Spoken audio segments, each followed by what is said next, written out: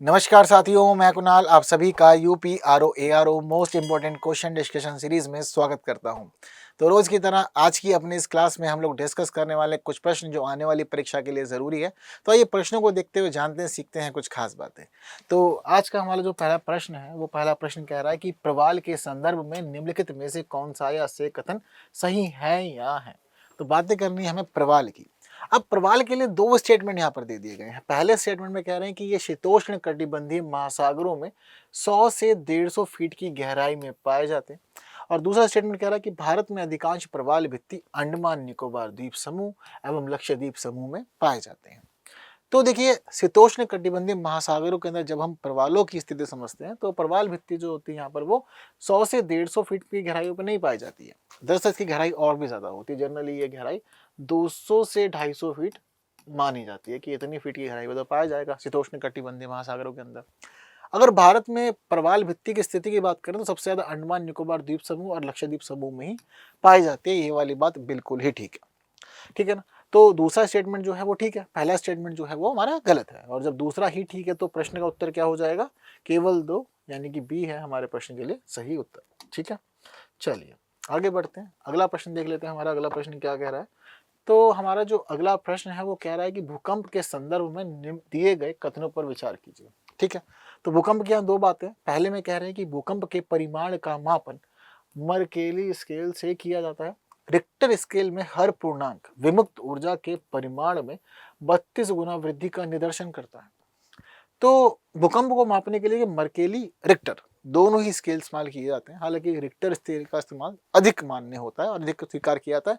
तो ज्यादातर चीजें जो होती हैं वो रिक्टर स्केल के अकॉर्डिंग ही चलती है, इसमें कोई दो राय नहीं।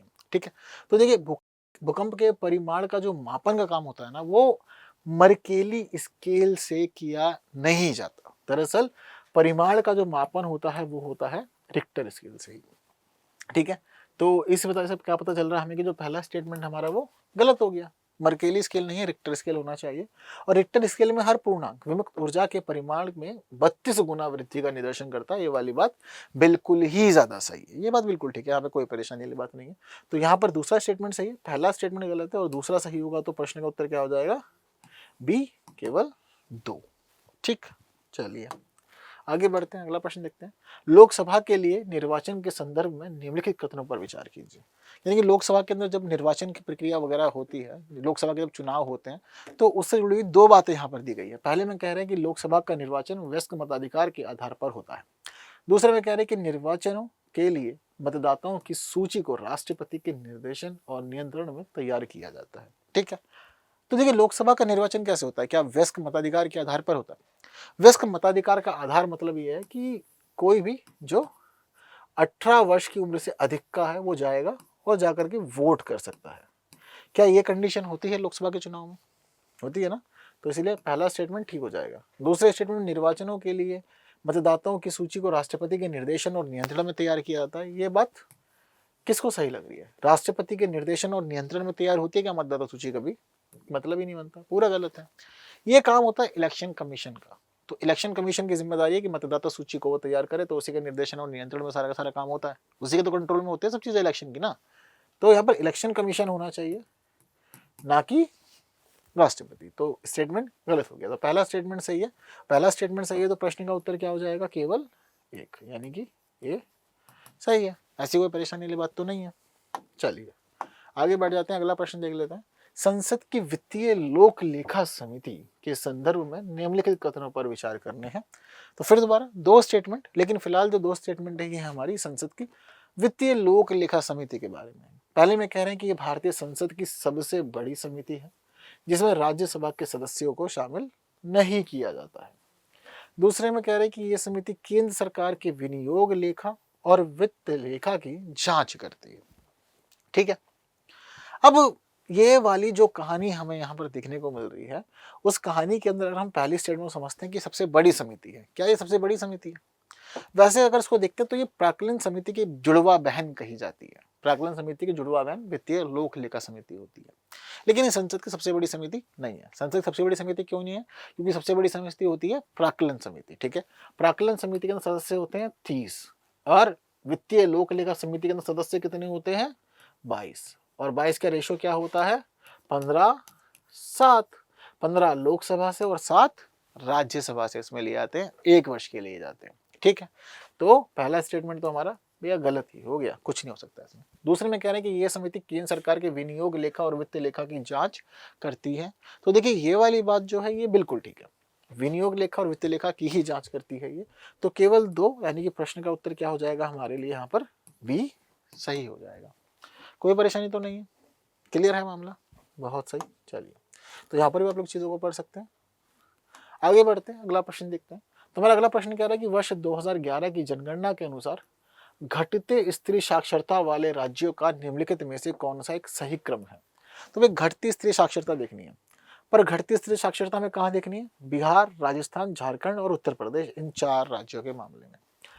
तो पहले में पता भी तो होनी चाहिए किसकी साक्षरता दर क्या है, कहाँ पर क्या स्थिति बनी हुई है। तो हमारे स्टेट कौन कौन से हैं, बिहार, राजस्थान, झारखंड और हमारा उत्तर प्रदेश, 4 हैं हमारे यहाँ पे राज्य। किसके यहाँ पर स्त्री साक्षरता दर क्या है, जैसे कि बिहार के अंदर स्त्री साक्षरता दर कितनी है पहले हमें ये बताना चाहिए। तो यहाँ पर कितनी है, 51.5% की है स्त्री साक्षरता दर। राजस्थान के अंदर थोड़ी साक्षरता दर जो है वो बिहार से ज़्यादा रहती है जनरली, कितनी है 52% प्लस यहाँ पर चल रही है कहानी। ठीक है, झारखंड की स्थिति हम लोग देखते हैं तो थोड़ी सी अब यहाँ पर राजस्थान से भी ज़्यादा देखने को मिलेगी हमें। ठीक है, तो यहाँ पर जो कहानी होती है वो होती है 55% प्लस। ठीक है, अब इसके बाद बात होती है उत्तर प्रदेश की। उत्तर प्रदेश ज़्यादा माना जाता है इन सभी से, तो उत्तर प्रदेश में कितनी है 57 प्लस।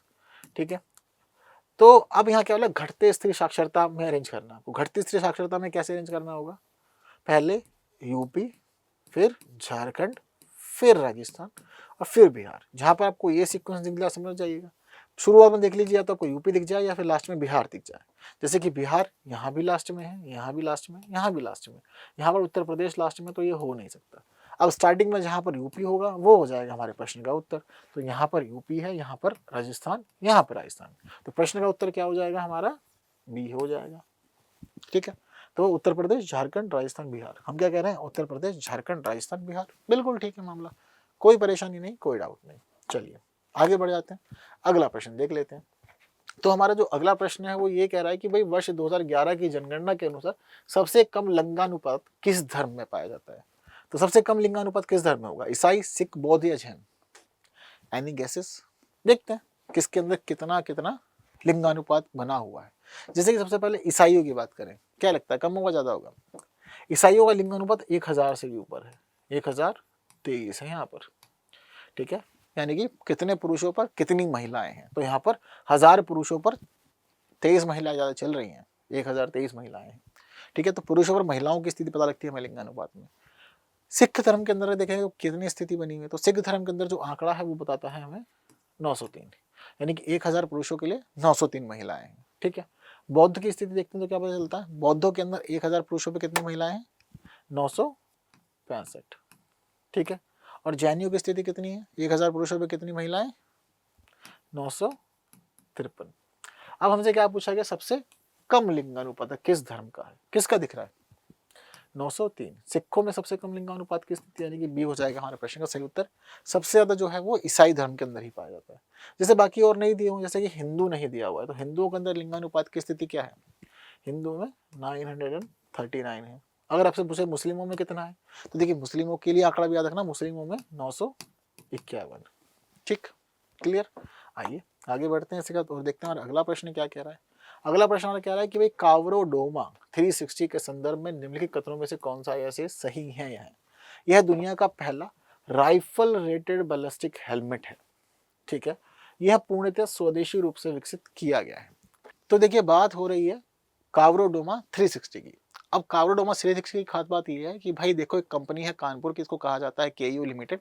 इस कंपनी ने पेरिस में, मैंने पेरिस के अंदर मेलीपोल के अंदर कावरोडोमा 360 का अनावरण किया। अब अनावरण किया तो क्या निकल करके आया, निकल करके आया एक राइफल रेटेड बैलिस्टिक हेलमेट। तो क्या ये पहला है, बिल्कुल ये पहला ऐसा काम किया गया, तो इसी वजह से पहला स्टेटमेंट सही हो गया। ठीक है, अब कहाँ पर किया गया है इसको काम को, पेरिस के अंदर, मेलीपोल के अंदर। ठीक है, तो स्वदेशी रूप से विकसित किया गया है या नहीं किया गया, अब ये सोचने वाली बात है यहाँ पर। तो देखिए 5 वर्षों से अधिक के व्यापक अनुसंधान और विकास के साथ इसको तैयार किया गया, उसको पूरी तरह से स्वदेशी रूप से विकसित किया गया है। बस अनावरण का काम वहां पर किया गया है। ठीक है, इसकी खास बात यह है कि ये ballistic helmet AK-47, MSC, M80 NATO ball, M193 rifle सभी की गोलियों के सिर पे लगने वाले भागों को सुरक्षा प्रदान करता है। ये सबसे महत्वपूर्ण बातचीत है। तो हमारे सिपाही भाइयों की सुरक्षा हो सकती है, तो इसी वजह से इसको तैयार किया गया, महत्वपूर्ण है। दोनों स्टेटमेंट सही है और दोनों स्टेटमेंट सही होंगे तो प्रश्न का उत्तर क्या हो जाएगा हमारे लिए? ए हो जाएगा। ठीक है, पहला राइफल रेटेड बैलिस्टिक हेलमेट भी है और स्वदेशी रूप से तैयार इसको किया भी गया है। यहाँ भी पढ़ सकते हैं आप लोग। आइए आगे बढ़ते हैं और देखते हैं कि हमारा अगला प्रश्न क्या कह रहा है। हाल ही में चर्चा में रही हरित अमोनिया के संदर्भ में निम्नलिखित कथनों में से कौन सा से सही? इसे कार्बन कैप्चर तकनीक का प्रयोग करके जीवाश्म ईंधन से उत्पादित किया जाता है। कार्बन को कैप्चर करेंगे आप, उसके बाद जीवाश्म ईंधन से उत्पादित करेंगे। इसका उपयोग उर्वरक निर्माण में बिल्डिंग ब्लॉक के रूप में किया जाता है। ठीक है, तो पहली बात कर रहा है कि भाई उत्पादित कैसे किया जाता है, तो उत्पादन कैसे होता है। तो उत्पादन के मामले में ये स्टेटमेंट जो है वो गलत है। उत्पादन का वाला स्टेटमेंट गलत क्यों है? क्योंकि भाई हरित अमोनिया को जब आपको बनाना होगा, इसका उत्पादन करना होगा, तो आपको एक खास प्रक्रिया का इस्तेमाल करना होता है जिसको कहते हैं हैबर प्रक्रिया। और हैबर प्रक्रिया का इस्तेमाल आप करते हैं हाइड्रोजन और नाइट्रोजन का उपयोग करके। तो हाइड्रोजन और नाइट्रोजन का उपयोग करके आप बनाएंगे हरित अमोनिया। तो कार्बन कैप्चर तकनीक का इस्तेमाल नहीं हुआ इसके अंदर, नवीकरणीय ऊर्जा का मामला यहाँ पर देखने को हमें मिलता है हैबर प्रक्रिया के अंदर। ठीक है, तो पहला स्टेटमेंट इसीलिए गलत है। इसका उपयोग उर्वरक निर्माण में बिल्डिंग ब्लॉक के रूप में किया जाता है। तो देखिए इसका इस्तेमाल कहाँ कहाँ किया जाता है आपको पता होना चाहिए। देखिए इसका इस्तेमाल किया जाता है लोकोमोटिव और शिपिंग जैसे इंजनों के अंदर, जहाँ पर डीजल और समुद्री ईंधनों के स्थान पर इसका इस्तेमाल कर लेते हैं। वहीं विद्युत एवं ऊर्जा उत्पादन के लिए ईंधन स्रोतों के रूप में भी उर्वरक निर्माण में बिल्डिंग ब्लॉक के रूप में इसका इस्तेमाल किया जाता है। तो ईंधन के रूप में भी हो जाएगा और बिल्डिंग ब्लॉक के रूप में भी इसका इस्तेमाल किया जा सकता है, ये वाली बात ठीक है। तो पहला स्टेटमेंट गलत, दूसरा स्टेटमेंट सही। और दूसरा स्टेटमेंट सही तो क्या हो जाएगा? बी, यानी कि केवल 2 हमारे प्रश्न के लिए सही उत्तर हो जाएगा यहाँ पे। ठीक है, चलिए आगे बढ़ जाते हैं।